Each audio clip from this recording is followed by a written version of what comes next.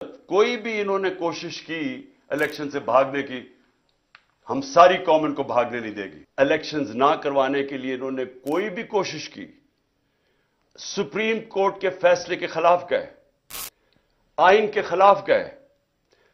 सारी कौम को मैं आज कह रहा हूं कि हम सब निकलेंगे। अभी से आप अपनी तैयारी करें, क्योंकि अब अगर हम ना निकले तो और छोड़े, अल्लाह माफ नहीं करेगा हमें। कोई तरीका है इनके पास, कोई रोड मैप है इनके, क्या कैसे ये अब मुल्क को इस दलदल से निकालेंगे। और इसीलिए मैं अपनी एस्टैब्लिशमेंट को भी कहता हूं कि मुझे यह बता दें कि अक्टूबर के ये जो इलेक्शंस जा रहे हैं इसमें पाकिस्तान का क्या फायदा है। यानी पाकिस्तान को अगर अक्टूबर तक इलेक्शन डिले करते हैं तो क्या इनके पास रोड मैप है जो मुल्क के हालात बेहतर हो जाएंगे। आज कहते जी हमारे पास पैसा नहीं है इलेक्शन करवाने का, तो दिन ब दिन माशी हालात तो बिगड़ रहे हैं।